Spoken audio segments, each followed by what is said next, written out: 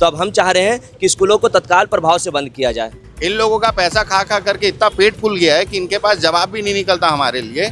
वहीं वो private school का व्यक्ति इनके पास आ जाएगा और बोलेगा कि सर हमारी मान्यता नहीं थी, हमसे गलती हो गई, तो ये तुरंत बोल देंगे कोई बात नहीं, हम लोग मैनेज कर लेंगे। और इस चिलचिलाती गर्मी में भी छोटे छोटे बच्चों को स्कूल बुलाया जा रहा है। 300-400 में सरकारी बुक मिल जाते हैं स्कूलों में, ये लोग 3-4 हज़ार का बुक खरीदने बोल रहे हैं बाहर से। और हमने एक भी ऐसी बात नहीं रखी जो कि जायज़ ना हो। KG 1 से 8th क्लास के बच्चे हैं, इतना गर्मी है, लू लग जाएगा, इसका जिम्मेदारी कौन लेगा अपने ऊपर। और उसी संस्था में दूसरे साल में एडमिशन लेने के लिए प्राइवेट स्कूल में आप 25,000-30,000 रुपये एडमिशन फीस ले रहे हो। आप लोगों ने आज अपनी मांग तो रखी, अगर इस पे कुछ एक्शन नहीं लिया गया तो आप लोग आगे क्या करें?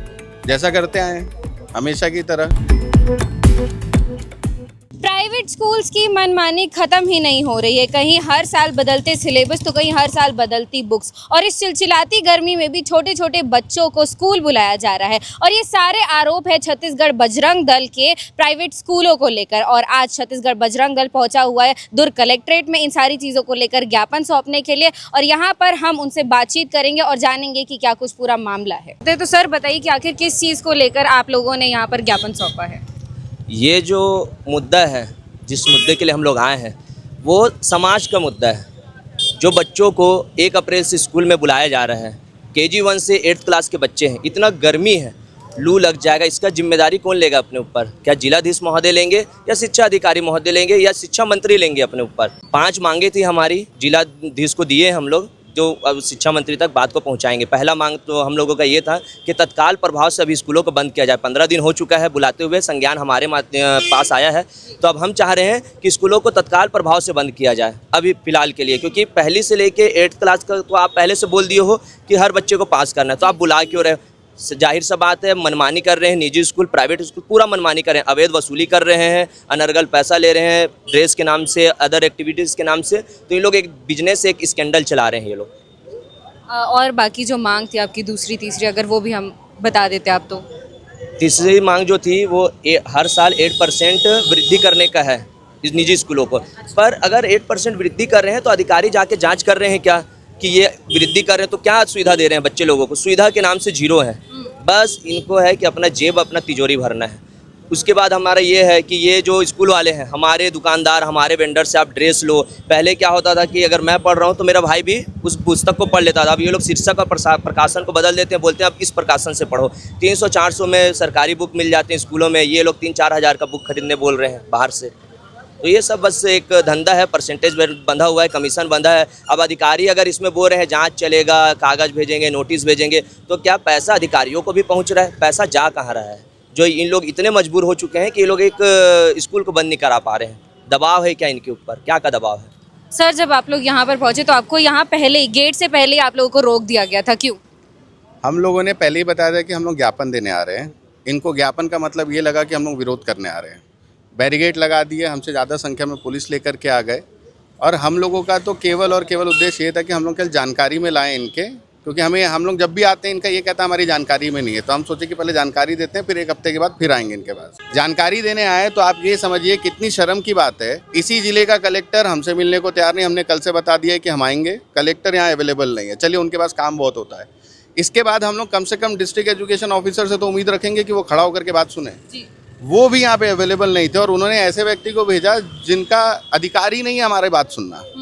चलिए कोई बात नहीं, हमने फिर भी अपनी बात उनके सामने रखी और हमने एक भी ऐसी बात नहीं रखी जो कि जायज़ ना हो। हमने बच्चों के फीस का मुद्दा उठाया। हमने बच्चों को ये बताया कि भैया बच्चों को आप वेकेशन हॉलीडेज दीजिए, क्योंकि ये समर वेकेशन का टाइम है और वो बच्चे लोग जो बहुत कम उम्र के हैं, आज 41-45 डिग्री सेल्सियस पहुँच रहा है भिलाई का, तो ऐसी क्या मजबूरी है कि सरकारी स्कूल्स में ऐसी कोई दिक्कत नहीं है, लेकिन प्राइवेट स्कूल में 1 अप्रैल से बच्चों को बुलाना बहुत ज़रूरी हो गया है।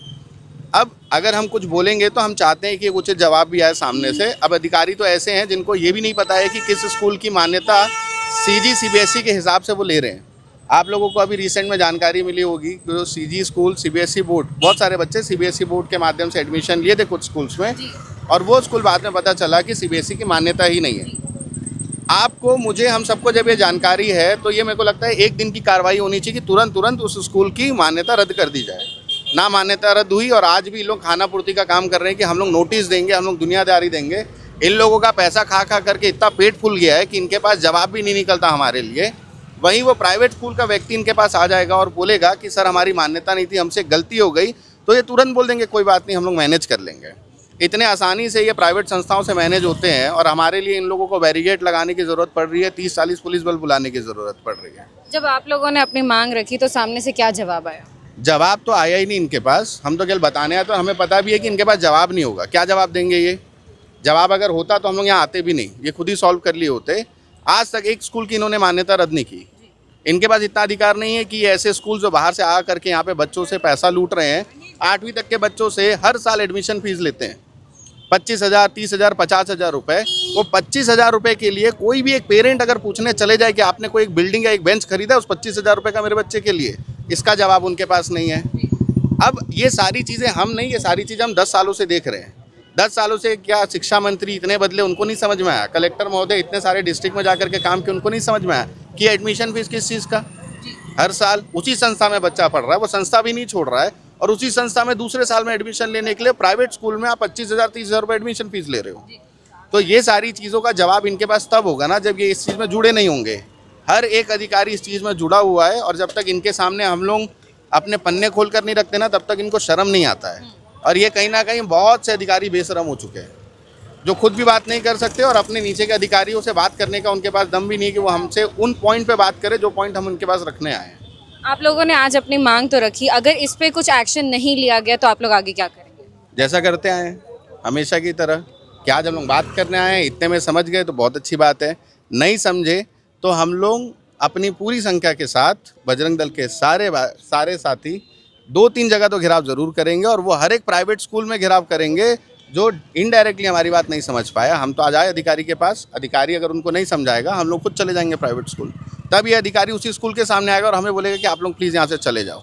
वो वहाँ आ सकते हैं, ये बोल सकते हैं कि वो प्राइवेट स्कूल का धंधा खराब ना हो, लेकिन वो यहाँ पे आकर के हमारी बात कलेक्टर परिसर के सामने नहीं सुन सकते, तो हम लोग स्कूल जाएंगे, हमारे पास तो है ना ऑप्शन। तो निवेदन है शिक्षा मंत्री से कि आप इस परेशानी को जल्द से जल्द सुलझाएं।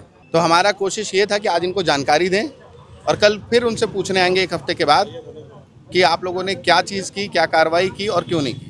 तो जैसा कि आपने देखा, हमने छत्तीसगढ़ बजरंग दल के लोगों से बातचीत की, उन्होंने अपनी मांगों के बारे में हमें बताया, और उन्होंने काफ़ी सारे आरोप भी निजी स्कूलों के ऊपर में लगाए, और उनका ये भी कहना था कि अगर उनकी इन मांगों के ऊपर एक्शंस नहीं लिए जाते तो वो आगे चल के उग्र प्रदर्शन भी करेंगे। इन सारी चीज़ों को लेकर आपका क्या कहना है हमें कमेंट करके बताना ना भूलें, और ऐसी दुर्ग भिलाई की लोकल खबरों को देखने के लिए KP न्यूज़ को सब्सक्राइब ज़रूर कर लीजिए। बहुत बहुत शुक्रिया।